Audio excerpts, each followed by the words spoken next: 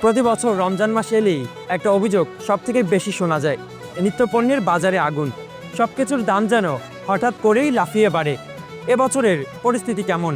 আগের মতোই চড়া দাম নাকি কিছুটা স্বস্তি মিলেছে? ঘুরে দেখব রাজধানীর কারওয়ান বাজার।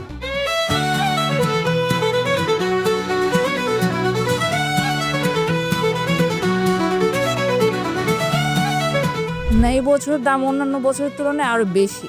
অন্য বছর যা দাম ছিল তা এবার আরও মনে হচ্ছে দ্বিগুণ বেড়ে গিয়েছে। আর বিশেষ করে রমজানের এক দুদিন আগে থেকে সিন্ডিকেটটা ইচ্ছে করে দাম আরও বেশি বাড়িয়ে দেয়। এই দামটা কমালে সবচেয়ে বেশি ভালো হতো, জনসাধারণ অ্যাটলিস্ট রোজার মাসটা একটু স্বস্তি ফিরে পেত। আগের মতনই তো আছে, এবার তো আর কোনো স্বস্তি পেলাম না, সব তো সিমিলারই। আগে থেকে এখন আরো বাড়তি চলতেছে, বাজার দর আগে থেকে আরো বাড়তি। অনেক কিছুর দাম বেশি, যেমন লেবুর দাম। রমজান মাসে তো দাম সব দামই বাড়ায় দেয়। মাছের দাম বেশি, মাছের দামও বেশি, সবজির দামও বেশি। লেবুর আলি তো মনে করেন যে 150 আলি লেবু পয়সা খাইবো কি? বাজার করতে আসা ক্রেতাদের সঙ্গে কথা বলে যেমনটি মনে হলো, এবছরও ঠিক আগের মতোই অবস্থা।